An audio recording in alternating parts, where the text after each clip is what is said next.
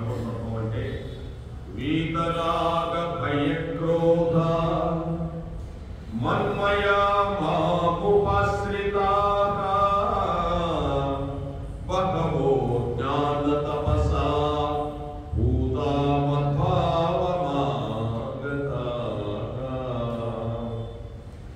భగవంతుడు చెప్తున్నాడు, సర్వదా రాగ భయ క్రోధ రహితులైన వారు, ఎల్లప్పుడూ కూడా రాగము భయము క్రోధము ఇవన్నీ లేనివాడు, దృఢమైన భక్తి తాత్పర్యముతో స్థిర బుద్ధి కలిగి నన్ను ఆశ్రయించిన భక్తులు పెక్కు మంది జ్ఞాన తపస్సంపన్నులై పవిత్రులై నా స్వరూపమును పొంది ఉన్నది.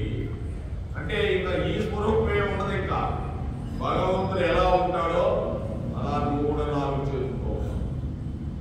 భగవంతుడికి వెళ్ళిపోతావు అంతే. ఇంకా భగవంతుడి స్వరూపమే నీ స్వరూపం కూడా. అంటే రాగ భయ క్రోధ ఇవే సామాన్యమైన రాగము అంటే అనురాగం, అన్నిటి మీద అనురాగం పెట్టుకోవడం, ఇవి వదలాలి. భయం, భయం అంటే అన్నిటికీ నేను భయపడలేదు కాదు. భయం ప్రతిదానికి మనం భయం చింతిస్తూ ఉంటాం. ఆ భయాన్ని వదిలేసి ఆ క్రోధాన్ని వదిలేసి ఎవరైతే అటువంటి వాళ్ళు ఉన్నారో దృఢమైన భక్తి తాత్పర్యములతో, అటువంటి భక్తి కావాల దృఢం.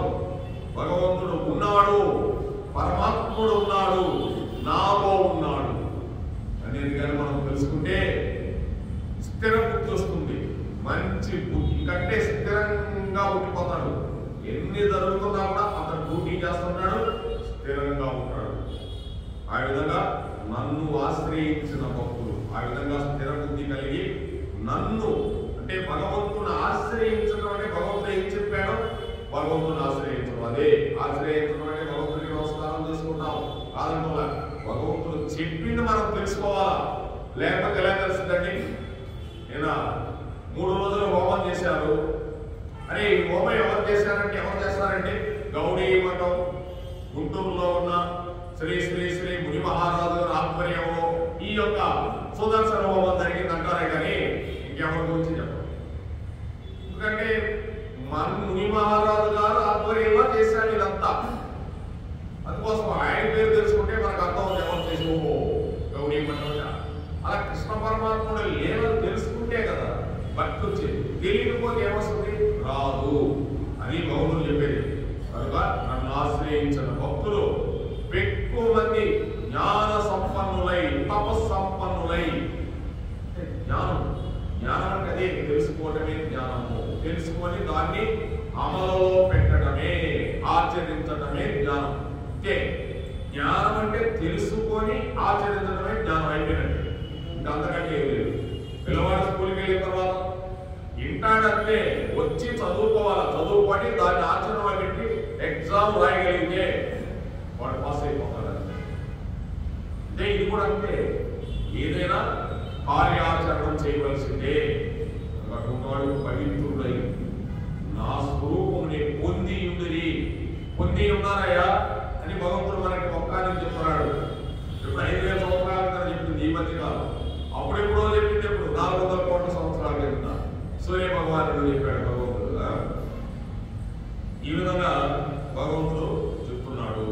కానీ ఇంకోటి చెప్తున్నాడు భగవంతుడు, ఏ యదా మాం ప్రపద్యంతే తాంస్తదైవ భజామ్యకం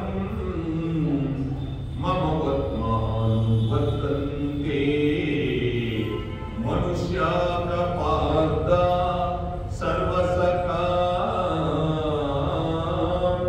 పార్థ భక్తులు నన్ను సేవించిన రీతికి అనుగుణముగా నేను వారిని అనుగ్రహించును. మనుషులందరూ వివిధ రీతుల్లో నా మార్గమనే అనుసరించును. అంటే భక్తులు చెప్పేది భక్తులు నన్ను సేవించిన రీతికి అనుగుణంగా ఎవరు ఏ విధంగా నన్ను సేవిస్తారో ఆ విధంగానే నేను అనుగ్రహిస్తున్నాను అంటున్నాడు భగవంతుడు. నువ్వు ఏ విధంగా భగవంతుని సేవించినా ఆ విధంగానే అనుగ్రహిస్తున్నాడంట భగవంతుడు. కనుక మానవులందరూ మనుష్యులందరూ మనుష్యాక పార్థ సర్వసఖ మనుషులందరూ వివిధ రీతులలో నా మార్గమునే అనుసరించరు. అందరూ కూడా నా మార్గాన్ని అనుసరిస్తారయా, వాళ్ళు ఎలా చేసినా కూడాను అని భగవంతుడు చెప్తున్నాడు భగవద్గీతలో. కాంక్షంతక కర్మణాం సిద్ధిం యజంతైన దేవతాః క్షిప్రం హి మానుషే లోకే సిద్ధిర్భవతి కర్మజా. ఈ లోకమున కర్మఫలములను ఆశించువారు ఇతర దేవతలను పూజించురు. ఇక్కడ చెప్పేస్తారు మళ్ళీ భగవంతుడు. ఎట్లా అంటే అలా చేయుటచే కర్మల వలన కలుగు సిద్ధి వారికి శీఘ్రముగా లభించును. అంటే ఎవరు కర్మఫలాలను ఆశ్రయిస్తాడో, కర్మఫలం అంటే ఈ పని చేశాను నాకు ఈ ఫలితం రావాలా అని ఆశించువారు ఇతర దేవతలను పూజించురు. ఎట్లా? అట్లు చేయుటచే కర్మల వల్ల కలుగు సిద్ధి వారికి శీఘ్రంగా లభించును. అది కూడా చెప్తున్నాడు. అలా చేస్తే ఆ కర్మల వల్ల వారికి ఆ సిద్ధి కూడా శీఘ్రంగా లభిస్తుందయా అని చెప్తున్నాడు. ఈ విధంగా చెప్తూ భగవంతుడు ఇంకో పద్యం చెప్తున్నాడండి. చాతుర్వర్ణ్యం మయా స్పష్టం గుణకర్మ విభాగశః తస్య కర్తారమపి మాం విద్య కర్తారమవ్యయం. ఇది 4 వర్ణాల గురించి చెప్తున్నాడు, కులాల గురించి చెప్పాలి. మనం పెట్టుకొని అంటే భగవంతుడు ఏది చేసినా కూడా చూడండి చెప్తున్నాడు. బ్రాహ్మణ 4 వర్ణాలు, చివరి వర్ణం అంటే బ్రాహ్మణ, క్షత్రియ, వైశ్య, శూద్ర వర్ణముల వారిని వారి గుణ కర్మలను అనుసరించి వేరువేరుగా సృష్టించింది.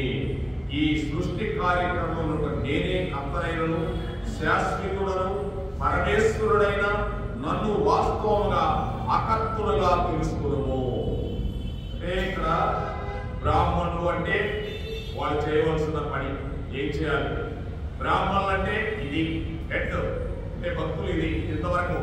క్షత్రియ భుజాలు, వైశ్య ఇవి వైశ్యుడు అంటే, శూద్ర వాళ్ళు అంటే ఇప్పుడు ఏం చేయాల?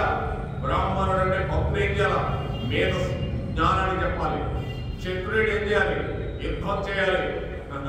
చూడండి భగవంతుడు ఇలా డివిజన్ చేశాడంటే ఇక్కడ మనుషులు డివిజన్ చేయాలి, వర్ణం చేశాడు. అంతేకాకుండా వయసులో ఏం చేయాలి? వ్యవసాయం చేయాలి. మనం అనుకుంటా ఇదేందా అనుకుంటాం, వ్యవసాయం చేయాలంట వైశ్యులు. శూద్రులు ఏం చేయాలి?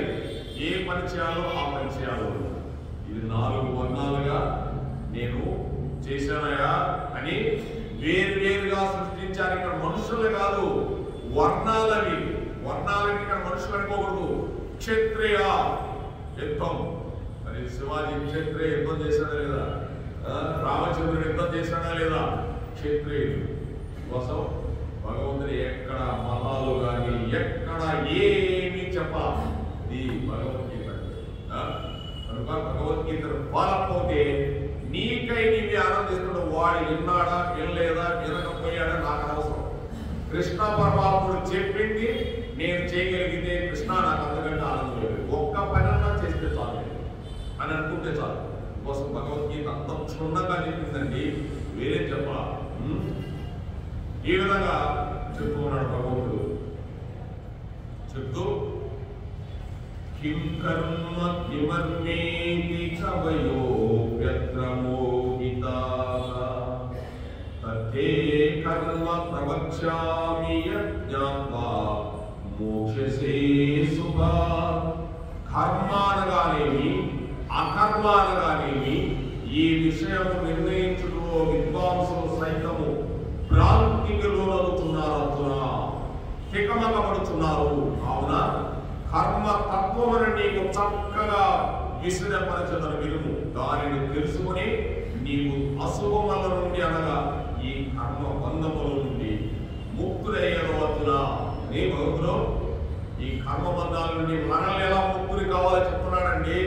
అది అంటే కర్మ అంటే ఏంటి, అకర్మ అంటే ఏంటి, ఈ విషయాన్ని నిర్ణయించడంలో విద్వాంసులు సైతం తికమక పడిపోతున్నారు. ఇప్పుడు నీకు కర్తత్వమును కర్మతత్వమును నీకు బాగా విశదీకరిస్తాను. నీవు దాన్ని తెలుసుకొని అశుభముల నుండి అనగా కర్మ బంధముల నుండి ముక్తులయ్యారు. కర్మబంధాలంటే ఏ కర్మబంధాలు ఉన్నాయో ఆ లెసన్లో చెప్తాడు భగవంతుడు. కనుక నేను అన్నీ చెప్తున్నానని భగవంతుడు చెప్తున్నాడు. మీకు ఇంతకంటే ఆనందం ఏంటి? మీరు బయటపడాలంటే కూడా మార్గం చూపిస్తున్నాడు. అసలు ఎవరిని అడగడం అవసరం లేదండి. భగవద్గీత కృష్ణుడే ఇది. నేను చదవడంలా ఇక్కడ కృష్ణుడు చదువుతున్నాడంటే మనమేమో చదివేదాన్ని కాదు. మనకేమి సంబంధం లేదు. కృష్ణుడు ఆ రోజు ఏం చెప్పాడో పరమాత్ముడు అది ఇక్కడ మనం చదువుకుంటున్నాం అంటే ఇంకా దానికి ఒక పొల్లు కూడా నేను వచ్చి ఎప్పుడూ పెట్టేదానికి లేదు. వ్యాసుడు కూడా పెట్టేదానికి లేదు. కోసం భాగవతం భగవద్గీత మనం ఎవ్వరో చదవము. ఇక్కడ కూర్చుందంటే కృష్ణుడే చదువుకుంటున్నాడు. అంతేగాని ఇక్కడికి వచ్చి నేను భాగవతం చెప్తాను నేనేమీ చెప్పడం లేదండి. కృష్ణుడు నువ్వైనా కూర్చుంటే నువ్వు కృష్ణుడు అయిపోతావు. ఇక్కడ ఎవరు ఇంట్లో కూర్చొని భగవద్గీత తీస్తే నువ్వు కృష్ణుడు అయిపోతావు. అర్జునుడు పక్కన ఉంటాడు. ఈ కృష్ణ పరమాత్ముడు తత్వం అంటే. అంతేగాని ఇక్కడ భగవద్గీత రావచ్చు నాకు తెలియదు ఏది మనకు తెలియదు. భగవద్గీత అంటే భగవద్గీతే. ఒక పొల్లు కూడా రాసేదానికి లేదు.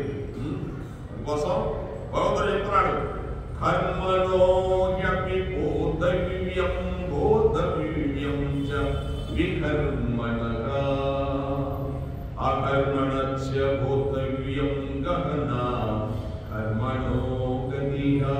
అసలు ఆ పదాలు చూడండి ఎవరు పలుకుతారండి. అందుకే భగవద్గీత ఉచ్చారణ పలకంగా పలకంగా భగవద్గీత ఆ యొక్క సాంస్క్రిట్ అంటే ఇది భగవంతుని యొక్క భగవంతుడు నోట్లోని వచ్చింది.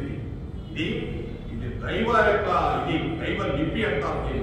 ఇటువంటి పదాలు ఇంకా ఇది కొద్దిగా మనకుంటే దైవ లిపి ఇంకా ఎక్కువగా ఉంటుందండి.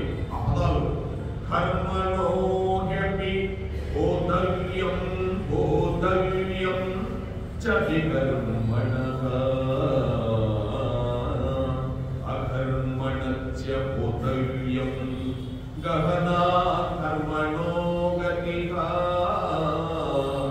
చూడండి ఎంతో చక్కగా కర్మతత్వమును తెలుసుకొనవలెను అట్లే అకర్మ స్వరూపమును కూడా ఎరుగవలెను. కర్మతత్వాన్ని తెలుసుకోవాలి, అకర్మను కూడా తెలుసుకోవాలి. నీవు వికర్మ లక్షణములను కూడా తెలుసుకొనుట చాలా అవసరము. ఈ మూడు తెలియాలంటే దీని యొక్క తాత్పర్యంగా కూడా దీన్ని అసలు మేట బయట తీయాలి.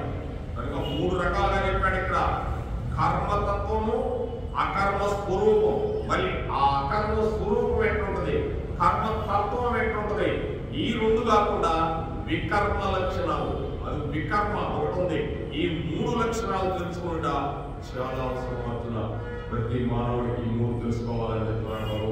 ఈ మూడు తెలుసుకుంటే ఎగిరిపోయినట్టండి. ఈ తెలియకనే కర్మే కర్మ చేయాలా, మంచి కర్మ చెడ్డ కర్మ అని తొందరపడి చేసేస్తాం, చెడ్డదో మంచిదో చేసేస్తాం. అందుకే జ్ఞానులైన వారు ఆలోచన చేసి ఇది చేద్దామా వద్దా 10 మాట ఆలోచన చేసి అప్పుడు చేసేస్తారు. అంతుంటదండి కర్మ అకర్మ వికర్మ. ఈ మూడులోనే మనం ఈ ప్రపంచంలో తిరుగుతున్నాం. ఈ మూడులోనే తిరిగేది. కనుక ఏదైనా కర్మతత్వం అతి నిగూఢమైనది. కర్మతత్వం అంటే నువ్వు చేసే పని ఏదే కానీ అది చాలా లోతైన దాన్ని తెలుసుకోవాలంటే భగవంతుడు చెప్తున్నాడు. కనుక కర్మణ్య కర్మయ పశ్యేత్ అకర్మణ్య చ కర్మయ సబుద్ధిమాన్ మనుష్యేషు సయుక్తః కృష్ణ కర్మకృ. కర్మయందు అకర్మను, అకర్మయందు కర్మను దర్శించువాడు మనుషులలో బుద్ధిశాలి. అంటే అతడు యోగి మరియు సమస్త కర్మలు చేయవాడు. ఇక్కడ కర్మయందు అకర్మను, అకర్మయందు కర్మను దర్శించువాడు మానవులలో బుద్ధిశాలి. అతడు యోగి మరియు సమస్త కర్మలు చేయవాడు. ఈ రెండు కర్మలు యోగి గురించి చెప్తున్నాడు. యోగి యోగి ఎటువంటి వాడు గురించి చెప్తున్నాడంటే ఆ పెద్ద తీయాలి. పెద్ద తీస్తే దానికి మ్యాటర్ ఉంటుంది. కర్మ ఏంటి అకర్మ ఏంటి. కర్మలోకి అకర్మ ఎట్టనుకుంది, అకర్మలోకి కర్మ ఎట్టనుకుంది. ఈ రెండు చేయవాడే బుద్ధిశాలి, అటువంటి వాడే యోగి అయిపోతున్నాడు. సమస్త కర్మలు చేస్తున్నాడు యోగి అనేవాడు. యోగి వేమన సామాన్యుడుగా ఎటువంటి చేశాడంటే ఆయన కనుక ఇటువంటి అన్ని నువ్వు తెలుసుకోవాలి అని చెప్తున్నాడు భగవంతుడు. ఇక 4వ అధ్యాయం జ్ఞాన కర్మ సన్యాస యోగ. జ్ఞానము, కర్మము, సన్యాసము, మళ్ళీ యోగ 4 చెప్పాడు. అసలు కృష్ణ పరమాత్ముడు భగవద్గీత రోజు మనం చదువుకునేదాన్ని నీకే అర్థమైంది. ఒక చెప్పింది చదవంగా చదవంగా చదవంగా ఓ ఇది అనుకుంటే కర్మ అంటే బయట కర్మ అంటాడు. అంతే కర్మకాండ అంటాడు. అందుకే కదా రే నా కర్మ రాయి అంటాడు. అంటే నా కర్మ అంటే కర్మ అంటే పని, నేను ఏదో పని చేశాను రాని కర్మ అంటే అది కర్మ. ఎంత అర్థంలో చూడండి. జై శ్రీ కృష్ణార్జున సంవాదకి. హరే కృష్ణ కృష్ణ కృష్ణ హరే హరే, హరే రామ రామ రామ హరే హరే. ఏడుకొండలవాడ వెంకటరమణ గోవింద గోవింద. నిన్న పూతన ఆ మహాతల్లి పూతన వచ్చింది.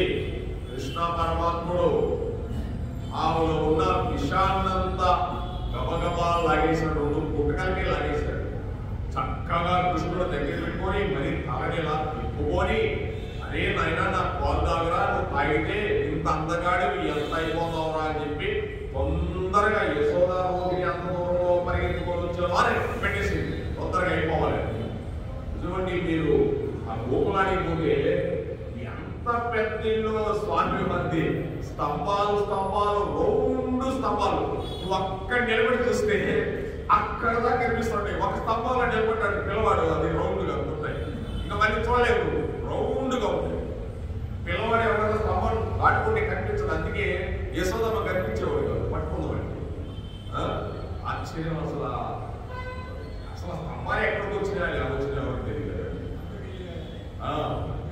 అవును, ఆశ్చర్యం అండి భగవంతుడు లీల, కృష్ణ లీల లీల.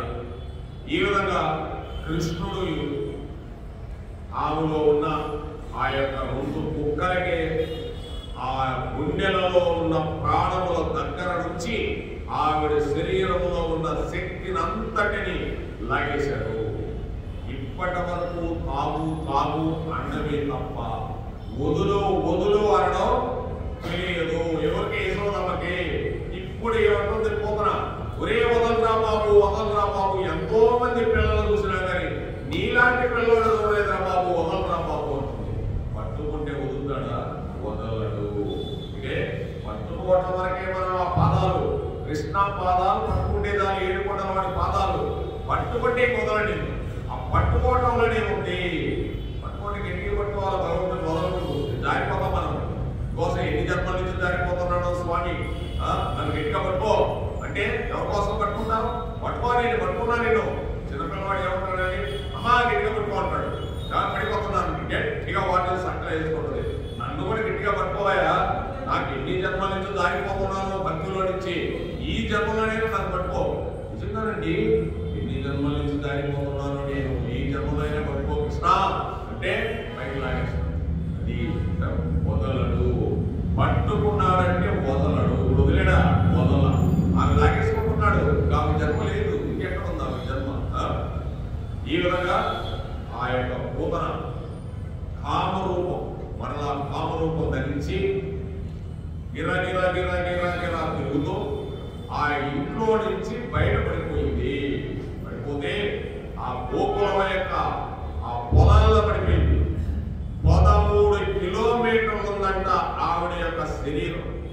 13 కిలోమీటర్లు, 13 కిలోమీటర్స్ అంటే ఎంతదండి? నారాకోడు లోపల దూరం ఇక్కడి నుంచి. ఇప్పుడు భాగవతం చెప్పేదానికి ఈయనే వాళ్ళు కనిపిస్తుంది మొక్కలకి, ఏదో రాశారు చెప్తాలే కాదు. 13 కిలోమీటర్లు అంటారు ఆ శరీరం. మరి భగవంతుడు మాయది, మనం ఏం చేస్తాం? 13 కిలోమీటర్ల శరీరం కింద పడిపోయింది. కానీ అయితే ఆమె ఎక్కడ ఎలా ఉంది? స్తన్యం పట్టుకున్న కృష్ణుడు ఆవిడ గుండెల మీద ఉన్నాడు.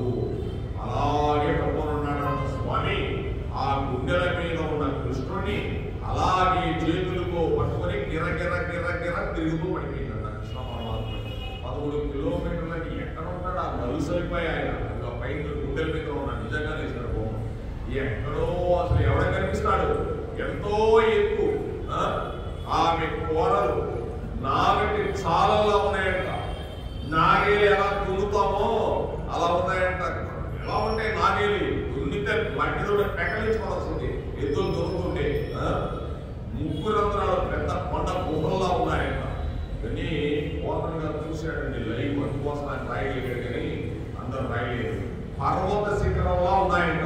అటువంటి స్తన్యాలంట. అవి ముళ్ళ పొదలు ఎలా ఉంటాయో అలా ఉన్నాయంట. ఇంటికి మైందంట. కానీ ప్రాణములు శక్తి లాగివేయడం వల్ల కళ్ళు వెనక్కి వెళ్ళిపోయి బాగా గుంతలైపోయి అవి ఎలా ఉన్నాయంటే పెద్ద పెద్ద చీకటి నూతులు బావులుంటే అంత కళ్ళు అలా ఉంటాయి. పెద్ద పెద్ద దెబ్బలు ఎంత ఉంటాయో అటువంటి విడుదలతో కూడి ఉన్నది పొగన. ఎండిపోయిన చెరువు ఎలా ఉంటుందో అటువంటి కడుపుతో ఉందంట పొగన. ఆమె శరీరం పడిపోయింది. ఆమె శరీరం చుట్టూ గోపీ జనమంతా నిలబడి ఇంత పెద్ద రాక్షసి, ఎంత పెద్ద రాక్షసి అనుకుంటున్నారు. కృష్ణుడు ఆమె మీద ఉన్నాడని వాళ్ళకి తెలియదు. ఎలా తెలుసుకున్నాండి?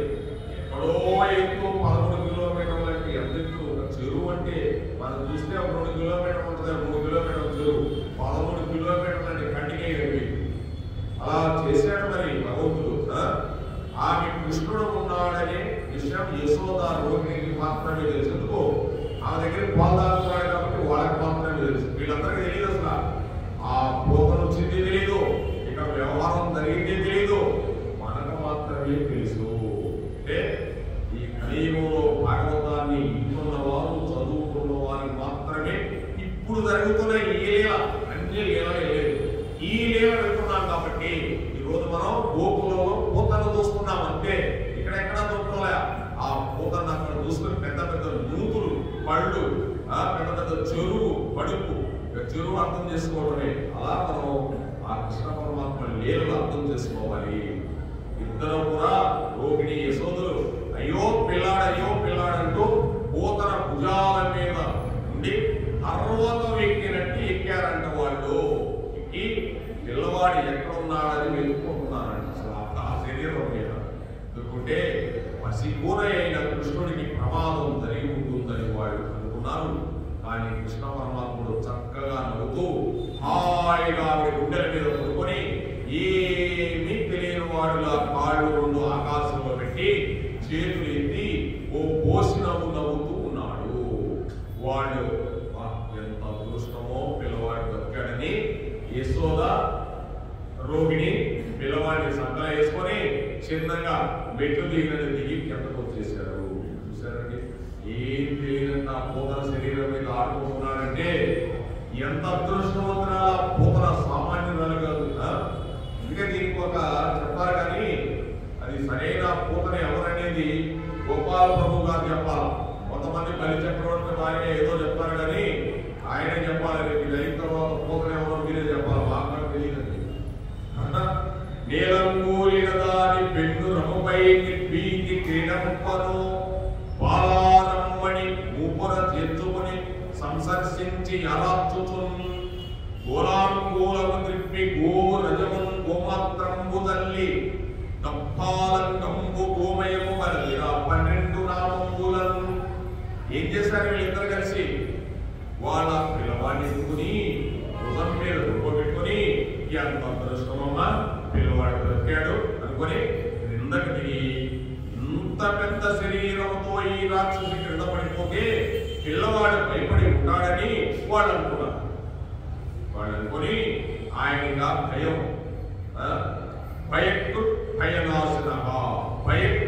భయనాశన ఆయనకు అటువంటి పేరు భయానికే భయం. ఏదో చూస్తే భయానికి భయం. కనుక గోపికలు అంటున్నారు వీళ్ళది పరమ భక్తి అంటే వాళ్ళకి కృష్ణుడి గొప్పతనం తెలియకపోయినా వారు కృష్ణుడిని ప్రేమించారు. ఇక్కడ అర్థం చేసుకోవాల్సింది కృష్ణ పరమాత్ముడి యొక్క గొప్పతనం తెలియకపోయినా కృష్ణుడిని ప్రేమించారు. ఆ ప్రేమ స్వరూపం గురించి చెప్తున్నాడు. ఇక్కడ కోసం ఆ ప్రేమాన్ని అటువంటిది అని భగవంతత్వ రూపంలో మనకు చూపిస్తున్నాడు. ఇప్పుడు ఆ పిల్లవాడికి రక్ష పెట్టాలనుకున్నారు ఇద్దరు, ఎవరు వాళ్ళ అమ్మగారు ఇద్దరు, రోహిణి యశోదమ్మ అనుకుని గబగబా ఆవు దగ్గరికి వెళ్ళారంట. వెళ్ళి ఆవు యొక్క తోక పిల్లాడు చుట్టూ తిప్పి ఆవు ముద్ర తీసి ఆయన మీద చల్లి, నీ శిరస్సును కేశవుడు రక్షించుగాక, కంఠమును కేశుడు రక్షించుగాక, హృదయమును వామనుడు రక్షించుగాక, గర్భమును మాధవుడు రక్షించుగాక, తొడలను ముకుందుడు రక్షించుగాక అని 12 నామాలు చదివి వారుని శరీరం మీద ఆ యొక్క ఆవు మయం పూశారంట. అందుకే కేశవాయ మహా, నరసింహాయ మహా, వామనాయ మహా, కేశాయ మహా పూసుకుంటున్నాం చూడండి. ఇదే ఆ రోజు ఆయనకి ఆవు మయం పూశారు. ఈ రోజు మనం ఏదో ఒకటి పూసుకుంటున్నాం. ఒకసారి ఆవు మయం ఎంతో గొప్పదో చూడండి. వాళ్ళకి ఏం పర్లేదు, బూడిద అవసరం లేదు, గంధం అవసరం లేదు.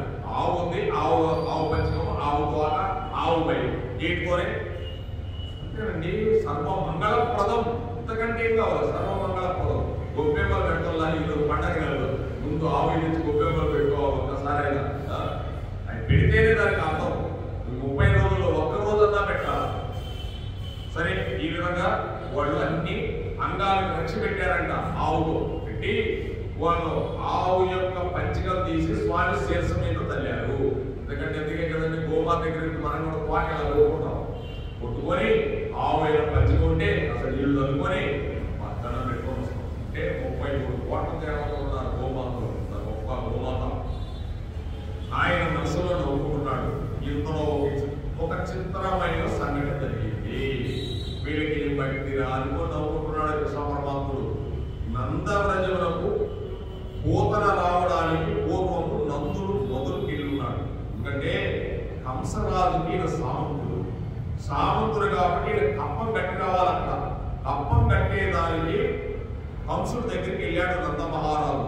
అంటే ఆయన మొదలులోనే ఉన్నాడు, కానీ వసుదేవుని చూడడానికి వెళ్ళాడు. వసుదేవుడు ఈయనకి ఎప్పటి నుంచో తెలుసు, ప్రాణ స్నేహితుడు. వసుదేవుడు ఎదురొచ్చి కౌలించుకుని, నంద నిన్ను కలవడం చాలా సంతోషమయ్యా, నీకు కొడుకు పుట్టాడని విన్నాను. ఎంత ఐశ్వర్యం ఉన్నా పిల్లలేని ఇల్లు, అసలైన ఐశ్వర్యం లేని ఇల్లు కదయా అన్నాడండి. అంటే అందుకని నీవు గొప్ప ఐశ్వర్యాన్ని పొందావు, నేను చాలా సంతోషిస్తానని వసుదేవుడు అన్నాడు నందుడుతో. నందుడు, నిజమేనయ్యా, నువ్వు చాలా గొప్ప మాట మాట్లాడావు. నేను కప్పం కట్టడానికి వచ్చి నిన్ను చూసిపోదామని వచ్చాను.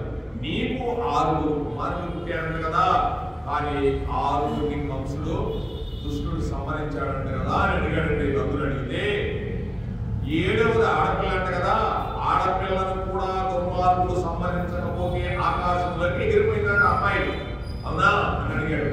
వసుదేవా, నువ్వేం పెగ పెట్టుకోకు, నా కొడుకే నీ కొడుకు అని అన్నాడు. నిజంగానే ఎవరి కొడుకంటాయా? వసుదేవుడు కుమారుడు. వసుదేవుడు త్రికాలవేది, ఆయన అన్నీ తెలుసు. అప్పుడు వసుదేవుడు, నువ్వు కప్పం కట్టావు, నన్ను చూడడానికి వచ్చావు, చాలా బాగుంది, కానీ నందవ్రజంలో ఉత్పాతములు జరగబోతున్నాయి, నువ్వు తొందరగా వెళ్ళు అని నందవ్రజానికి వెళ్ళిపో అని చెప్పాడండి వసుదేవుడు. ఎందుకంటే కంసుడు కృష్ణుని సంహరించాలని ప్రయత్నిస్తున్నాడు, పరిమార్చాలని కోసం. నేను బాగా తెలిసి వసుదేవుడికి కాల జ్ఞానం కోసం తొందరగా వెళ్ళిపో అన్నాడు. నందులు గబగబా బయలుదేరి తిరిగి వచ్చేస్తున్నాడండి. దారిలో పడి ఉన్న రాక్షస శరీరమును చూశాడు. చూసి ఈ విధంగా ఆ యొక్క రామచంద్రుడు కలిగించిన పద్యాన్ని పోతన గారు పలుకుతున్నారండి. విషధరి గిరువు గమనుకుని విషగల సకునికి విమల విషసయ్యనికి విషభవ భవ జనకునికి విషకుచు జన విషముకులుట విషమే తలపన్.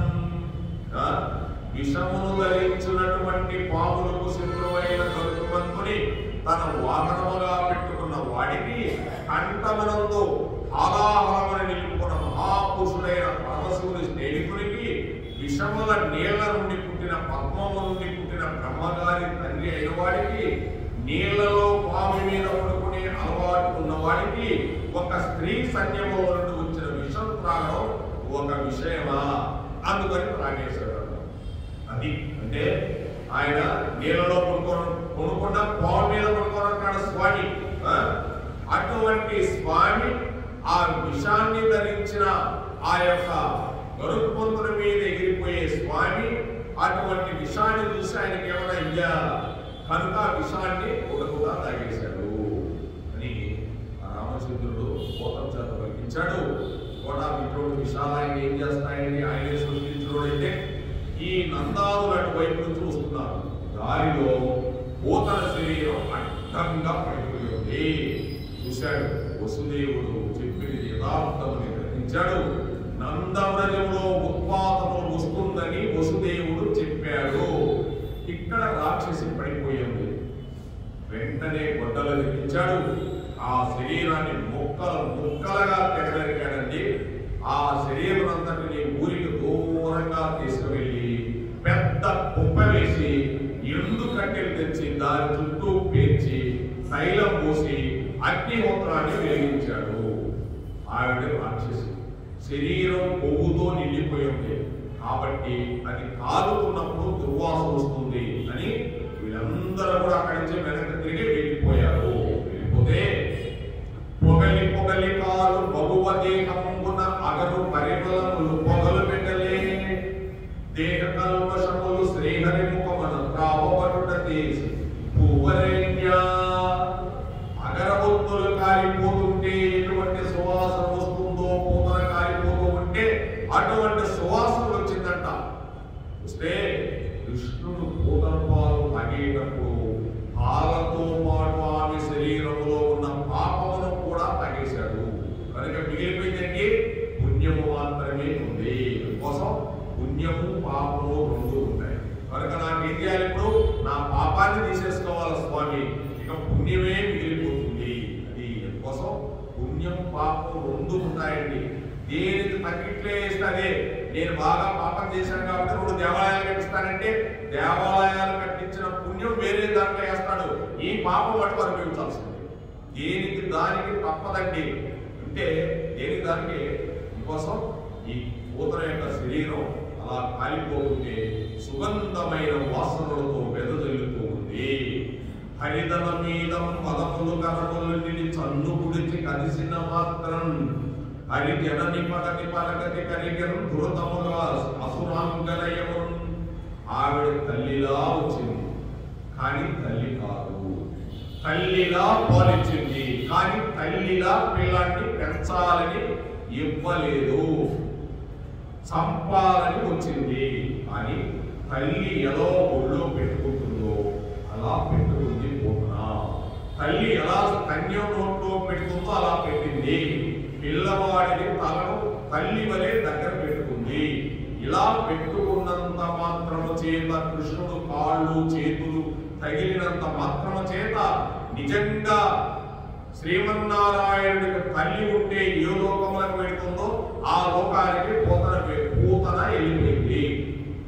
వల్ల ఆమె కూడా వైకుంఠ లోకానికి వెళ్ళిపోయింది. కృష్ణ పరమాత్ముడు చేతులు చనిపోడు. వైకుంఠానికి ఎక్కడ పోతాడండి? ఖచ్చితంగా వెళ్ళిపోతాడు. రావణాసురుడు చనిపోయాడు, ఎక్కడ పోయాడు? వైకుంఠానికి వెళ్ళిపోయాడు. అంటే కృష్ణుడి చేతిలో చనిపోయాడు. అదృష్టం అందరికి ఉందా? ఎవరికి ఉందండి? అందరికి ఉండదు. అందుకో కొంతమంది భగవంతుణ్ణి శత్రుత్వం పెట్టుకొని వెళ్తున్నారు, కొందరు మిత్రత్వం పెట్టుకొని వెళ్తున్నారు, కొందరు భక్తితో వెళ్తున్నారు, కొందరు ఆరాధన చేసి వెళ్తున్నారు, కొందరు పరమ భక్తితో సేవ చేసి వెళ్తున్నారు. ఎలాగైనా పరమాత్ముడు చేరుకుంటున్నారయ్యా అంటున్నాడు ధర్మరాజు. ఎలాగైనా చేరుకుంటున్నాడు. హిరణ్యకశిపుడు ఎప్పుడు చూసినా నారాయణ నారాయణ విష్ణువు తప్ప విష్ణువు ఎక్కడ ఉన్నాడని తిరిగేవాడు. ఆ విష్ణు అనే పదాన్ని 16 పలుకుతున్నాడు. మనమంతా అంతను హరే కృష్ణ హరే రామ కాసేపు 16 మాలలు చేసేసామా, 5 మాలలు చేసేసామా, అయిపోయింది అక్కడ అయిపోయింది.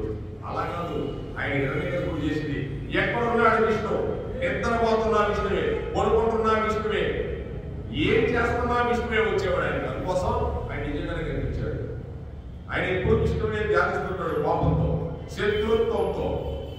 మరి నారదుడు ఎప్పుడు చూసినా నారాయణుడు, ప్రహ్లాదుడు ఎప్పుడు చూసినా నారాయణుడి సేవ. ఆయనకి కనిపించాడు, ఈయనకి కనిపించాడు, ఇద్దరు కనిపించాడు. ఇంకా ఆయన కొడాలని పట్టేసుకున్నాడు. అంతకంటే అదృష్టమా? శత్రుత్వంతో మిత్రుత్వంతో ఎలాగైనా భగవంతుడు చేరుకుంటున్నారా అని చెప్తున్నాడు భగవంతుడు. కనుక ఈమె కూడా అలా చేరుకుంది. ఆమె తల్లిలా వచ్చింది కాబట్టి, తల్లిలా ఎలా ఇచ్చిందో అలా చేసింది కాబట్టి నారాయణుడు చేరుకుందా. పరమభక్తురాలై ఉన్నది పూర్వజన్మం ఏదో అడుగుతుంది సేవ కోసం, అందుకోసం ఈ జన్మలో తీసుకెళ్ళిపోయి ఉంటాడు. ఏది అడిగితే చేస్తాడని భగవంతుడు. కానీ ఏది అడగవసరం లేదు. భగవంతుడి మీద ప్రేమ ఉంటే చాలు. ఆమె అడిగింది కాబట్టి ఆమె మళ్ళీ రాక్షసుగా వచ్చి బాధలు పడింది. నువ్వేది అడగలేదు, నీ మీద నాకు ప్రేమ ఉంటే చాలు కృష్ణ, అంతకంటే ఏం కావాలని నీ పాప సేవ చేసుకుంటే చాలు అని మనం అనుకున్నాం అనుకో, ఎంత పొంగిపోతాడో. వీడు ఏమి అడగడం లేదు, నా పాదసేవే కావాలంట. వీడు ఎంత భాగ్యమో. తల్లిదండ్రులు పాదసేవ చేసుకుంటే ఎంత భాగ్యం అండి. ముసలి వాళ్ళు అయిపోయిన తర్వాత తల్లిదండ్రులకి నువ్వు ఎంత ఐఏఎస్ కావచ్చు, కోటీశ్వరుడు కావచ్చు, ఎవరైనా కావచ్చు, ఎంతైనా నువ్వు అధికారి కావచ్చు, నాన్న అమ్మ ఎవరో ఒకరు బ్రతుకుంటే నాన్నగారు పుట్టురావా నువ్వు కాసేపు కాళ్ళు ఉంటాను అంటే వద్దులేరా నువ్వు పెద్దవాడే మళ్ళీ ఎవడు నేను పెద్దవాడే చిన్నవాడిని అని చెప్పి నాన్నగారి కాళ్ళు పోతే అసలు ఎంత ఆనందం వెళ్ళిపోతాడు. నీ కాళ్ళు కాదు నాన్నగారు, కృష్ణ పరమాత్ముడు కాళ్ళు అయ్యి కృష్ణుడు నీలో ఉన్నాడు కాబట్టి నేను వదులుతున్నా. కృష్ణుడు లేకపోతే నేనే వదులుతాను ఉండవుగా. ఓ అయితే నా కాళ్ళు కదన్నాడు, వద్దు నీ కాళ్ళు కదా నాన్నగారు, కృష్ణుడు కాళ్ళు వదులుతున్నా. ఆయనకి అసలు మైండ్ వెళ్ళిపోతాడు. భక్తి గారు ఉంటే తెలుసుకుంటాడు, లేకపోతే తెలియదు. అలా ఉంటుందండి పరమాత్ముడు యొక్క కోసం. ఏం చేయాలి? ప్రేమ అంటే అది కృష్ణ ప్రేమ. ఏం చేసినా కృష్ణుడే. అందుకోసం ఎవరికి ఏది పెట్టినా కృష్ణుడే. కృష్ణుడు తింటున్నాడు, మనం తింటున్నావా? మనం ఎవరైనా తెలియదానికి నిద్ర తర్వాత పక్కన ఏదైనా తెచ్చిపెట్టి పదార్థాలు తింటావా? తెలియదు కూడా తెలియదు. వాటి అలా చేసి నొక్కి పొద్దులే నాన్న రమతి రాసుకో పెట్టంతా. భగవంతుడు ఉన్నబట్టే ఎరుక. ఆ ఎరుక లేనప్పుడు ఏమీ లేదు. పరమాత్ముడు ఉన్నంత సేపే ఈ దేహం, తర్వాత ఎందుకు పనికిరాదు అని చెప్పేది కోసం. విన్నునికొక మరి విషమకు చన్నించిన బాలహంత్రి చనినట దివికెన్ విన్నునిగా నిపెంచుచు తన చన్నించిన సతికి మరియు జన్మము గలదే. చంపేద్దామని పాలించిన పూతన ఊర్ధ్వలోకంలోకి వెళ్ళిపోయింది. మరి ఆ పిల్లవాడు నా కొడుకు అని ప్రేమతో పాలించిన తల్లి ఏ స్థితికి వెళ్తుందో వాళ్ళు వెళ్ళే స్థితిని నేను చెప్పలేను అన్న. అటువంటి స్థితికి ఆమె వెళ్ళిపోయినప్పుడు ప్రేమతో పాలించిన తల్లి ఏ స్థితికి వెళుతుందో వాళ్ళు వెళ్ళే స్థితిని నేను చెప్పలేను అంటే ఇంకా ఆ స్థితి కూడా చెప్పలేడంట. అటువంటి స్థితికి వెళ్ళిపోతారంట కృష్ణ పరమాత్ముడికి సేవ చేసిన వాళ్ళు. అది నువ్వైనా ఏమొచ్చండి, రోజు కృష్ణుడి దగ్గరికి మీరు రాత్రులు పడుకునేటప్పుడైనా పగలైనా కృష్ణ ఇదిగో ఏదో ఒక పాలు తెచ్చానా ఇక్కడ దొరికింది, ఈ పాలు తీసుకొని తాగు తండ్రి, నువ్వు తాగిన తర్వాత నేను తాగుతానని చెప్పి కృష్ణుడికి పెట్టేస్తే నిజంగానే వీడి ప్రేమతో పెట్టుకున్నాడు వారు రోజు నా కోసం ఏదో ఇచ్చాడు పాపం తాగదని అనుకుంటాడు. అంటే ప్రేమ కృష్ణుడికి ఇవ్వాలి. నేను కూడా రోజు కృష్ణుడు తాగుతాను బయటకు వచ్చి, నిజంగానే తాగిపోతాడు రోజు వచ్చి. వద్దన్నా కూడా పిల్లి రూపంలో ఏదో రూపంలో వచ్చి తాగిపోతాడు. అదే కృష్ణతత్వం అంటే. అందుకోసం కృష్ణ తత్వం అంటే అవుతుందండి ప్రేమే. కృష్ణుడికి ప్రేమ కావాలంటే ఏది అవసరం లేదు. ఈ విధంగా ఆ యొక్క తల్లి వెళ్ళిపోయింది. హరిగని చన్నులు కుడిపిడి తరుణులు ప్రాప్తించు పదము తలపగవసమే. హరి ఆరగించుటకు పాల్గరిసిన దేనుగులు ముక్తి కొనల ధరించు. అక్కడ పుట్టిన గోపకాంతలు తెలుసు తెలియకు కృష్ణుడికి ప్రేమతో పాలించారు. అక్కడ పుట్టిన కృష్ణుడికి ఆ గోపకాంతలు ప్రేమతో పాలించారంట. వారు తల్లులు కానక్కర్లేదు. వారికి ఆ పిల్లవారిని చూడగానే తల్లి భావన కలిగిందంట. దీనిని ఆ యొక్క పోతన గారు ఇలా చెప్పాడండి. అందుకే ఆడవారికి మాతృత్వం ఉంటుంది కాబట్టి వారు పాలిస్తే వారి స్థితికి వెళ్ళిపోతారు. ఆవులు మనుషులు కావు, అవి స్త్రీలు కావు. అటువంటి ఆవు కృష్ణుడు పుట్టగానే పొంగిపోయి సేరు పాలించే ఆవు 2 సేర్లు పాలించిందంట. ఆవుకి మోక్షమే, గోపకాంతలకి మోక్షమే, కన్న తల్లికి మోక్షమే, చంపుదానికి వచ్చిన పోతనికి మోక్షమే. వీళ్ళందరూ మోక్షమును పొందితే మోక్షము కన్నా చివర ఇంకేమున్నదో తెలియదు కాబట్టి మోక్ష మోక్షము చివర ఈ ఆవులు తిరుగుతూ ఉంటాయి. దీనిని బట్టి కృష్ణుని సేవించుకుని ఆవులు అన్నిటికన్నా అధికమైన స్థితిని పొంది ఉన్నవి అని అన్నారండి. అంటే మనం గోమాతను సేవిస్తే ఇంకా మోక్షం కంటే లాస్ట్ స్టేజ్ గోమాత, ఇంకా మోక్షాన్ని దాటిపోయేది అక్కడే ఆవులు. అందుకే గోలోక బృందావనము. అందుకే కృష్ణుడు తర్వాత కృష్ణుడు కంటే అక్కడే ఆవులు. ఆ రోజు బంగారు ఆవులు అంటారు. వాటన్నిటికీ సేవ చేస్తారంటే కృష్ణ పరమాత్ముడు, రాధాదేవి వీళ్ళందరూ కలిసి. మరి అటువంటి గోమాత సేవ ఎంత గొప్పదండి. జగత్తులో గోమాతకి సేవ చేయాలి. అందుకోసం మనం వారానికి ఒక్కసారైనా ఎక్కడుండే అబ్బా గోవులని ఎత్తుకుంటూ పోవాలా. అంతే కదండి, ఎత్తుకుంటూ పోవాలా. నువ్వు డబ్బు కోసం ఎత్తుకుంటూ పోవడంలే. ఎక్కడైనా ఒక 1000 రూపాయలు ఇస్తాడు పరిగెత్తుకుంటా రిక్షా వేసుకొని వెళ్తామే. గోమాత దగ్గరికి వెళ్ళి నీకు ఏం కావాలంటే అనిపిస్తుంది. ఏం అడగవసరం. గోమాతకి ఎంత పచ్చిగడ్డి పెట్టి 40 రోజులు కానీ ఒకే గోవికి నువ్వు కడుపు నిండా పచ్చిగడ్డి పెట్టి ఇంకేది వద్దు, అరటికాయలు బెల్లం ఎన్నొద్దు, బాగా తినేది గోమాత ఎండుగడ్డి ఇంకా బాగా తింటుంది. ఎండుగడ్డి కానీ మంచి పచ్చిగడ్డి కానీ పెట్టగలిగితే బాగా కడుపు నిండా తిన్న తర్వాత మధ్యాహ్నం నువ్వు ఇంటికి వెళ్ళిపోయి నువ్వు భోజనం చేయి. తిన్న తర్వాత గోమాత 40 రోజులు కానీ నీకు చేస్తే నువ్వు ఏ వరం అడిగినా వరం ఇచ్చేస్తావు. అది గోవు గురించి నేను చదివాను. అటువంటిది గోమాత గురించి చదివిన పుస్తకంలో ఉన్న మొత్తం గోవి, అసలు గోవి ఉపయోగాలు ఏంటి, గోమాత ఏంటి, దీని గురించి ఏంటి, పెద్ద పుస్తకం చదివి ఒకప్పుడు కోసం 40 రోజులు పెళ్లిగాని అమ్మాయికి గుగ్గుళ్ళు పెట్టడం, అవి పెట్టడం కాదు, గుగ్గుళ్ళు పెట్టి కడుపు ఉబ్బిపోతుంది. ఇవన్నీ కాదు పెట్టాల్సింది, గోమాతను పెట్టాల్సింది పచ్చిగడ్డి లేకపోతే ఎండిగడ్డి అంతే. ఇక నువ్వేం పెట్టవసరం లే. తౌడు కావాలంటే తౌడు పెట్టుకో. ఎంత తౌడు పెట్టినా కూడా గడ్డి పెట్టినంత పుణ్యం ఇంకొకట్లేదు.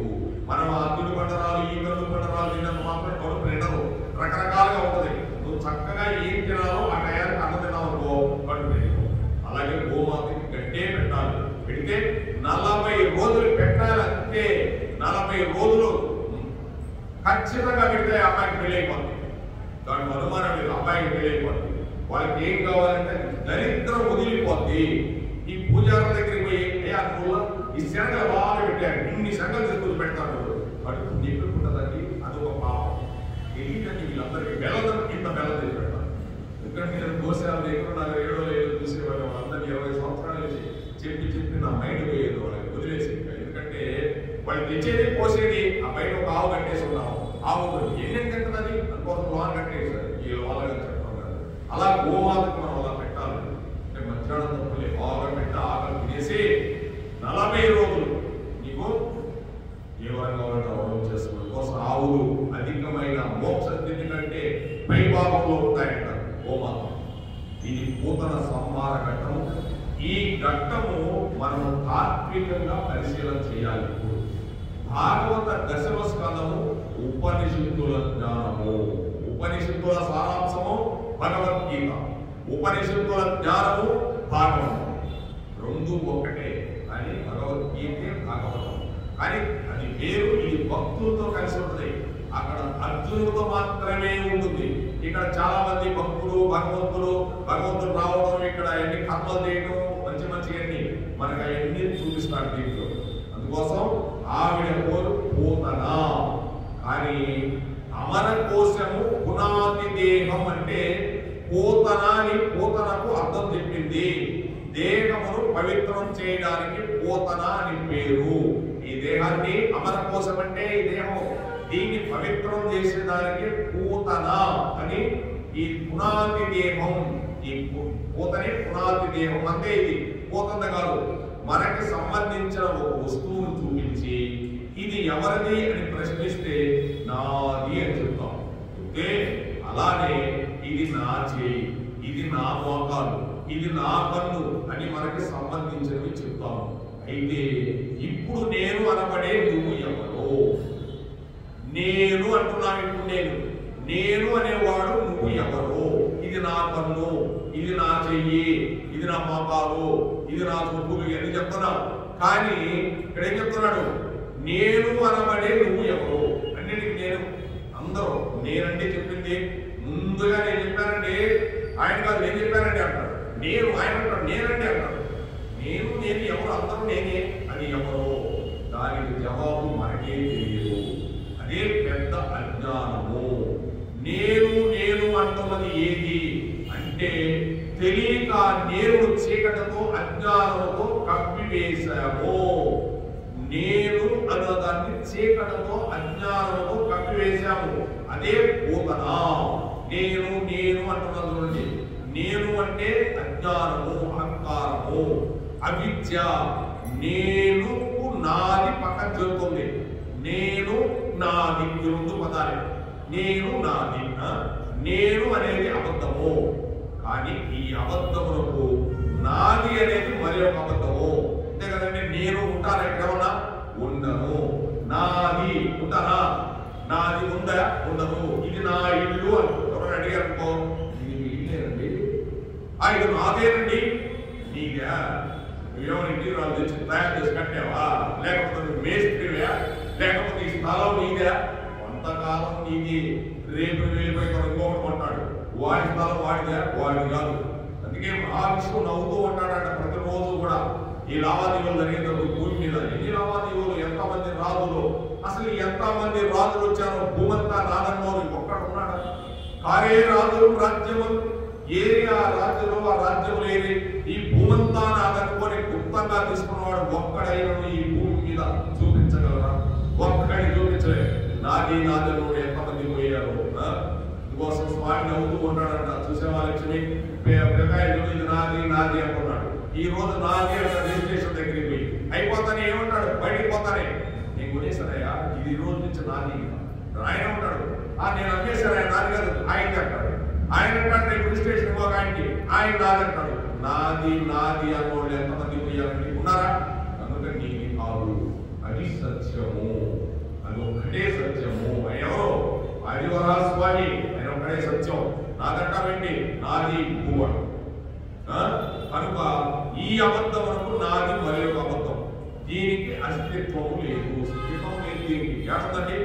ఉందా? నేను నాది ఉందా? నాకు అది గ్రహించాల. ఇదే పెద్ద పాయింట్. నేను నాది. నేనున్నాను ఇక్కడ ఉండదు. నాది ఉందా? ఇక్కడ ఉండదు. ఇది అస్తిత్వం. ఇది అబద్ధము. ఇది అబద్ధం ఉండవంటే కానీ ఒక ఇంటిని చూపించి ఒకటి ఇది నా ఇల్లు అన్నాడు. అయితే ఈ మాటకి ఇల్లు ఏమీ స్పందించదు అంటదండి. నీదేనండి అంటదా ఇల్లు? అందరూ అనమన్నా అనదు. కనుక అవును ఆ ఇల్లు ఆయనదే అని అనదు. అతడు 10 ఏళ్ళు ఆ ఇంటిని అనుభవించి ఎవరికో అన్ని వేశాడు. అప్పుడు ఇంకొక ఆయన వచ్చి ఇది నా ఇల్లు అన్నాడు. అప్పుడు కూడా ఆ ఇల్లు ఎవరో స్పందిస్తుందా? అది ఏమీ స్పందించదు. ఎంతమంది నా ఇల్లు అలానే ఉంటుంది అన్న వాళ్ళందరూ వెళ్ళిపోతారు. ఆ ఇల్లు మటుకు అలాగే ఉంటుంది. కనుక నా ఇల్లు అన్నవాడు అయిపోతున్నాడు. నా అన్నప్పుడల్లా ఒక పాశం తగిలించుకుంటున్నాడు. ఇది నాది అన్నప్పుడల్లా ఒక పాశం అంటే ఏంటి? ఒక కర్మ తగిలించుకుంటున్నా. నేను ఒక పాశం వేసుకుంటున్నా.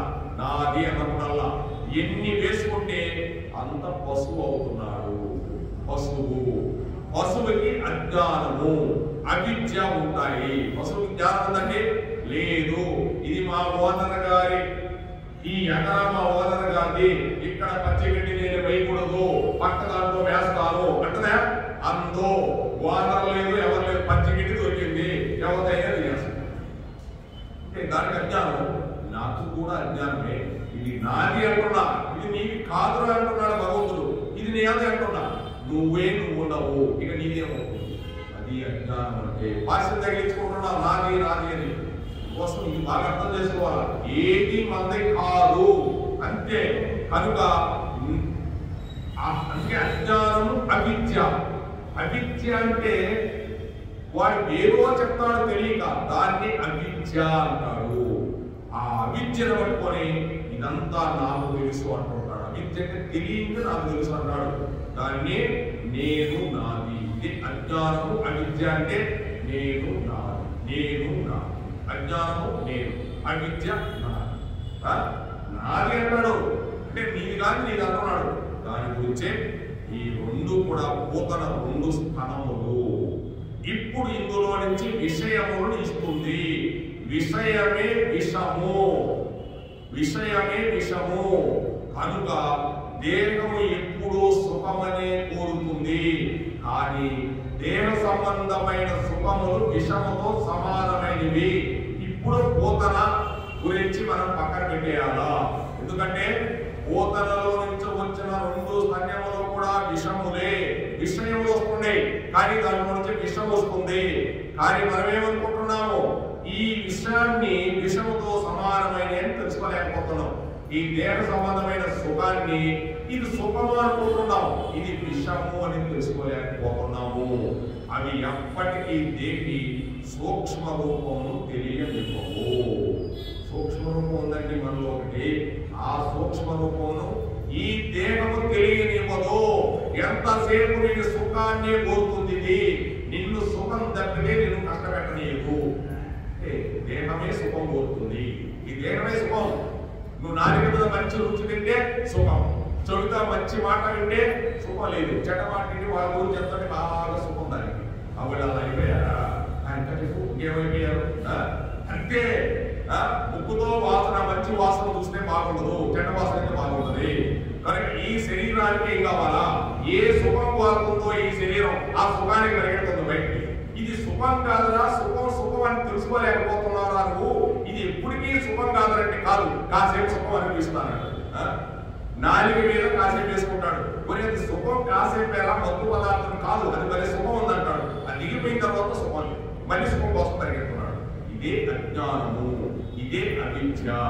ఈ 2 పట్టుకొని నేను నా అంటే పిల్లవాడు అంటాడు చూడండి. పిల్లవాడు ఏం చెప్తాడు? బాలించామనుకో నాది అంటాడు. ఇంకా ఎవరైనా తీసుకున్నాడు, ఏ నాది అంటాడు. అంటే ఎంత చెప్పు, నాది మా అమ్మ చెప్పింది, నాది కట్టేవాడు. నాలుగు అంటూ పెట్టుకోవాలి. జీవితం అంతా నాది, ఏదైనా నాది. అందుకోసం అవిద్య. మరి దీనిని ఏం చేయాలి? జీవుడు ఇది తెలియకుండా అబద్ధంలో చనిపోతున్నాడు. జీవుడు నేను ఏం చేస్తున్నాను? అబద్ధంలో చనిపోతున్నాను. ఈ అబద్ధం చనిపోకుండా దీనిని ఏమైనా చేయగలమా? మరి ఇన్ని అనుబంధములు ఈశ్వరుడు ఎందుకు పెట్టాడయ్యా? దీనికి కూడా చెప్పాలగా. ఇన్ని అనుబంధాలు పెట్టాడే, భార్య, బిడ్డలు, సంతానం, ఆస్తి, సొమ్ము ఇదంతా పెట్టాడే, ఎందుకు పెట్టాడు? అంటే వేదం చెప్పిన విషయంలో అనుభవించడంలో ఏమాత్రం తప్పు లేదు. వెనకాయ చెప్తున్నాడు పరమాత్ముడు, వేదం ఏం చెప్పిందో అది అనుభవించో, తప్పు లేదు నీకు. కానీ గృహస్థాశ్రమంలోకి వెళ్ళవచ్చు. వేదం ఏం చెప్పింది? గృహస్థాశ్రమంలోకి వెళ్ళు అంటుంది. వెళ్ళి భార్యతో ఉండవచ్చు, ఉండాలంటే ఉండి బిడ్డలను కనవచ్చు అంటూ ఉండాలి. అంతే చెప్పాడుగా. బ్రహ్మదేవుడు ఏం చెప్పాడు? ఆయన కుమారుడికి మనువుకి, ఒరే నాయనా నువ్వు సంతానాన్ని ఉత్పత్తి చేయరా అని చెప్పాడు. చెప్తే కశ్యప మహర్షి ఆయన దేవముఖి కపర్ద మహర్షి చెప్పాడు, ఒరే నువ్వు సంతానాన్ని అభివృద్ధి చేయరా నాయన అని చెప్పాడు. చెబితే ఆయన 99 మంది కుమారులని కన్నాడు. అన్న తర్వాత ఒక్క కుమారుడైతే బాగుండాలనుకున్నాడు. ఆ కుమారుడే కపిల మహాముని, ఆయనే కృష్ణుడు. కోసం సంతానాన్ని ఉత్పత్తి చేయరా అన్నాడు బ్రహ్మదేవుడు. ఇప్పుడు కూడా నీకేం చెప్తుంది శాస్త్రం? సంతానాన్ని ఉత్పత్తి చేయి అంటుంది. మధురాన్నమును తినవచ్చు, మంచి ఫలాలు తినవచ్చు. కానీ ఏ పని చేసినా ఏం చేయాలి? భగవత్ ప్రసాదం అని భావించాలి. ఇప్పుడు ఏం చెప్తున్నాడు? భగవత్ అర్పణం చేసి మనం సుఖములను అనుభవిస్తే అవి మన పట్ల విషములు కావు. అది పోతన అంటే.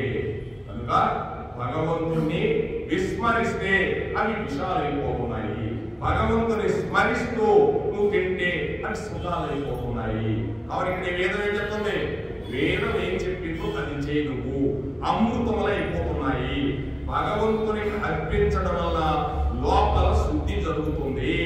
కనుక శుద్ధి లేకుండా తింటే విషమైపోతుంది. కనుక ఇప్పుడు పోతన కృష్ణునికి విషపూరిత స్తన్యమును ఇచ్చింది. విషము అమృతం అయిపోయింది. అయిందా లేదా? అయిపోయింది. మీకు కూడా అన్నిటినీ ఈశ్వరుడికి చెప్పు తినడం అలవాటైతే అది అమృతం అయిపోతుంది. చేతకాని వాళ్ళు ఒక మాట అంటూ ఉంటారండి, ఎందుకు ఎందుకంటే ఈ నైవేద్యాలు ఇవన్నీ అన్ని ఈశ్వరుడు ఏమైనా తింటాడా అంటారండి. అంటారు, నిజంగా అంటారు. ఇంట్లో ఇద్దరు ఉంటే ఒకడు అంటాడు, ఒక భర్త అంటాడు, ఏంటి నీ పిచ్చి కాకపోతే ఇన్ని రకాలు చేసావు, ఆ పౌనే మనం తింటదా అంటాడు. ఈయన అర్థం ఏంటి అసలు తెలియదు. మూకుడు మనం ఏం చేస్తాం, తింటాడు. పెట్టు తింటాడో లేదో ఖచ్చితంగా ప్రేమతో పెడితే తింటాడు. నువ్వు పెడుతూ ఉంటే ఏదో ఒక రోజు కృష్ణ నువ్వు తినకుండా నేను తింటానా, నువ్వు నాలో ఉన్నావయ్యా కానీ అక్కడ పెట్టుకున్నా నేను తినమని. ఖచ్చితంగా అదే జ్ఞానము, ఇదే అజ్ఞానము. తెలియకపోవడమే పక్కాయ అజ్ఞానము. భర్త ఏమి జ్ఞానము, ఈ జ్ఞానమే కావాలి మనకి అని చెప్తున్నాడు. ఆ పేరు చెప్పుకుని వీళ్ళు తినడానికి అని అనుకుంటుంటారు, కానీ పేరు చెప్పుకొని వీళ్ళు తినడానికి కాదండి. వెర్రి మాటలు ఆడేవాడి మనసు మారడానికి ప్రసాదంగా ఇస్తారు ఇక్కడ. అందుకే ప్రసాదం తినడయ్యా, ప్రసాదం తినడయ్యా, నీ బుద్ధి మారదంటారు కోసం. ప్రసాదం తీసుకుంటే మనలో ఉన్న అపవిత్రత బయటకు వెళ్ళిపోయి పవిత్రత వచ్చి భగవంతుడికి భక్తి కలుగుతుంది. ఆ భక్తి కలిగినప్పుడు నీకు జ్ఞానం వస్తుంది. ఆ జ్ఞానం వచ్చినప్పుడు ఎదుగుతావు, ఏమిటి ఇదంతా అని. అప్పుడు నీకు నీ భాగవతం ఇటువంటి అన్ని కృష్ణుడు గురించి చదవడం చేయటం ప్రారంభిస్తావు. నీకు అప్పుడే నువ్వు పెద్ద తపస్సంపన్నుడు. తపస్సు అంటే తపస్సు కాదు, అజ్ఞానం పోయి జ్ఞానం వస్తుంది. ప్రసాదం తీసుకోవాల్సిందే, ప్రసాదం లేనిదే నీకు మనస్సు పట్టదు. అందుకోసమే అది తింటుంటే నాకు మనసుకున్న పట్టిన కిలుము వదిలిపోతుంది. అందుకోసమే ఇత్తడి పల్లె వరకు కిలుము పట్టిస్తే ఏం చేయాలి, సిలుమో కిలుమో ఏం చేయాలి, చింతపండేసి రుద్దాలి. రుద్దితే సిలువంతా పోతే పోయి తల తల తల తల మెరుస్తుంది. ప్రసాదం తింటే నాలో ఉన్న 10 లారీలు పట్టిపోయి లోన ప్రశాంతంగా ఉంటుంది. ప్రసాదం తినకపోతే, అందుకే సత్యనారాయణ వ్రతం చేసిన తర్వాత 5 కథలు విని ప్రసాదం తినకుండా వెళ్ళిపోతే ఎంత పాపాలు జరుగుతాయో అని ఊరకే చూపించలేదండి. ఒరే ప్రసాదం తీసుకోండి రా, ఒక్కొక్క ప్రసాదం పెడతావా, కుక్కలు చాలా ఉన్నాయి తింటాయి, ఇప్పుడు పెడతావా, ఇంత ప్రసాదానంగా పెట్టవు, ఒక్కకేది పెట్టేదంట. అందుకోసం ప్రసాదం తినాలి. కనుక పళ్ళెమునకు పట్టుకున్న ఆ సులువు పోవాలంటే బాగా చెదకొండేసి ఉండాలి.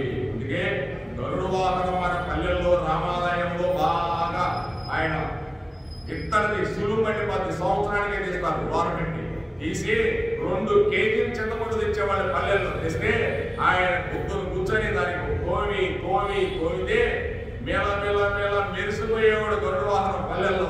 లేచి ఇక 5 రోజుల ఉత్సవాల రామచంద్రుడు ఆ గరుడు వాహనం మీకు వస్తుంటే నిజంగానే గరుడు వాహనం తిరుమల పోయి కూడా మనం ఏమన్నా మన పల్లెటూరులోనే మనం చూసామండి. చిన్నప్పటి నుంచి రాముడు, సీతమ్మ, లక్ష్మణుడు ఆ యొక్క గరుడు వాహనం మీద వస్తుంటే పెద్ద భూమాలు వేసుకున్న కళ్ళలో కనిపిస్తుండే చిన్ననాటి గరుడు వాహనం అక్కడే చూసాము. అక్కడే పోయి చూడాలా.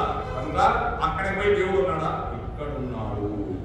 ఏ సత్యము ఇది తెలుసుకోలేక ఎక్కడెక్కడో వెతుకుతున్నాము, కానీ ఒక రూపాన్ని పెట్టుకున్నాము. ఎక్కడికి వస్తే ఈ భక్తి తెలుస్తుందని. కనుక ఈ పూతన అటువంటి చాలా ఈ సులువు పట్టిన వాళ్ళందరికీ వదలాలంటే ప్రసాదము తినాలి. కనుక ఏం చెప్పింది శాస్త్రం, పెళ్లి చేసుకో, గృహస్థాశ్రమంలో ఉండు, భార్యతో ఉండు, ఎంతవరకు ఉండాలో అంతవరకే ఉండు. ఎంత ముద్దుగా చూసుకున్నా భార్య ఒకనాడికి వెళ్ళిపోతుంది, ఉంటుందా, ఉండదు.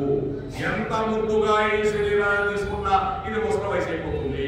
వద్దన్నా నీకే ఒకప్పుడు ఇది కళ్ళెందుకులేంది మా నా మొహమైంది అనుకుంటా, ఉంటుందా, ఉండదు. కనుక శాస్త్రంలో ఏం చెప్పిందంటే చక్కగా చదివించు, చక్కగా వృద్ధులో తీసుకురా, భక్తి మార్గానికి తీసుకురా, లాస్ట్ అక్కడ తీసుకురావాలి. ఇవన్నీ చేస్తూ ఇక్కడ రమ్మన్నాడు. అందుకే కర్దమ మహర్షి దేవాలయం ఏం జరిగిందో అది మనకు జరగాలి. కోసం భగవంతుని చేరుకునే దానికే మార్గం. కర్దమ మహర్షి సంసారంలో ఉంటూనే భగవంతుడు చేరుకున్నాడు, కానీ దేవహూతి సంసారంలో ఉంటూనే ఇది నా ఇల్లు, నా పిల్లలు అనుకునింది, కానీ ఆమె చదువుకోలేకపోయింది. అందుకోసం నాకు పొడిగించిపోయాలి. అందుకే కపిలేశ్వర స్వామి వచ్చాడు, మహావిష్ణువు వచ్చి ఆమెను ఉద్ధరిస్తే తత్వజ్ఞానం చెప్తే సాయంత్రం చెప్పాడు. అసలు ఎలా పోతాం, ఎలా తిరుగుతాం అని చెప్తే చీర అడ్డంగా కట్టుకున్నానా, నిలువుగా కట్టుకున్నానని చూడకుండా ఆమె పడి తగ్గిందినట్ట. బద్రీకి వెళ్ళి బద్రీలో తపస్సు చేసి నారాయణుడు చేరుకుంది. చూసారండి, ఆయన సంసారంలో ఉంటూనే చేరుకున్నాడు. ఈమె సంసారంలో ఉంటూనే చేరుకోలేక ఇది నా సంసారం అనుకుంది. అందుకోసం మళ్ళీ కృష్ణుడు వచ్చి ఉద్ధరించాడు ఆ తల్లి గారిని. అలా మనం కూడా సంసారంలో ఉంటూనే చేరుకోవాలి భగవంతుడిని. సంసారంలో ఉండి బాగా దాన్ని అతుక్కున్నాం అనుకో, ఇంకా అసలు గడుపుకుంటానే కొన్ని జన్మలు వస్తానే ఉంటాయి. అది వదిలించుకోవాలంటే ఈ భాగవతం కావాలి. ఈ సిలువ వదలాలంటే భాగవతం ఒక్కటే వదిలిస్తుంది, ఇంకేది వదిలించలేదు. అందుకే కొన్ని కోట్ల జన్మల తర్వాత కానీ ఎవడో ఒక్కడింటాడు భాగవతం. అందరూ వినాలని లేదు, అందరూ కనాలని లేదు. ఎవరికి అదృష్టం ఉందో, వాడు పూర్వజన్మ సంస్కార బలం ఉందో వాడు వింటూ ఉంటాడు, వాడు మరణం చేసుకుంటూ ఉంటాడు. ఇంటికి పోయినా కూడా కృష్ణుడి గురించి ఇలా పడుకుంటూ ఉంటాడు. వాడు ఆవిడ ఇలా ఎప్పుడు చూసినా ఇలా ఉంటారు. ఏ లేదులే, కృష్ణుడి గురించి గోకులంలో కృష్ణ పరమాత్మ యశోదామ అన్నం పెడుతుంటే ఈ బుక్కని ఇలా పెట్టుకొని ఈ బుక్క ఇలా అంటున్నాడు. ఇంటికి వచ్చినా కూడా ఏం చేస్తావు, ఇంటికి వచ్చిన ఏం చేయగలిగితే ఆ కృష్ణుడి గురించి ఆలోచన చేస్తున్నాడు. అంటే ఆయన అలా కృష్ణతత్వంలో మునిగిపోయి ఉన్నాడు. నిన్ను చూసినా కృష్ణుడేనే అనిపించాడు అనుకో, ఆమె ఆశ్చర్యపోడు. అలా కృష్ణతత్వం వల్ల మనం ఆనందంగా కృష్ణుడి గురించి ఆనందమయం అనుభవించాలండి. అంటే కృష్ణుడి గురించి ఇక్కడే కాదు, వెంటనే గోకులానికి వెళ్ళిపో. యమునాడుతుంటే మన బ్రహ్మాండ ఘాట్లు ఇక్కడ కనిపిస్తుంది. యమునా ప్రవహిస్తుంది. ఆ బ్రహ్మాండ ఘాట్లో అమ్మవారికి దర్శనం చూపించాడు అనుకున్నాం అనుకో, బ్రహ్మాండ ఘాట్ చూసినట్టే, కృష్ణుడిని చూసినట్టే. ఈరోజు నీ కృష్ణుడు దర్శనం ఇచ్చినట్టే. అది కృష్ణతత్వం అంటే. అంతే, అలా కృష్ణతత్వంలోకి మనం మునిగిపోవడమే. రాధే రాధే రాధే రాధే రాధే కృష్ణ గోవింద రాధే గోవింద రాధే గోపాల రాధే గోవింద రాధే గోపాల రాధే గోవింద రాధే గోపాల రాధే. జై రాధా దామోదర్ की, राधा श्याम सुंदर की, राधा गोपीनाथ प्रभु की जय. एरुपडवाड़ा वेंकटरमण गोविंदा गोविंदा. जय गोकर संहारम की जय. यशोदा कृष्ण की, नंद कुमार की, देवकी कृष्ण की, वसुदेव कृष्ण की, वृंदावन गोविंद की जय. मुनि महाराज गारी की, महाभक्त वृंदवन को जय. जगन्नाथ प्रभु गारी की, गोपाल सीनियर सिटीजन गोपाल प्रभु गारी की, पूजा प्रभु गारी की, महेंद्र प्रभु गारी की, कर्नाटक प्रभु गारी की, दुलाल प्रभु गारी की, एरुपडवाड़ा वेंकटरमण गोविंदा गोविंदा. सर्वं श्री कृष्णार्पणमस्तु. एक कोई दिया नहीं, सभी का जॉय ले लिया, मैंने वो दिया नहीं अच्छा.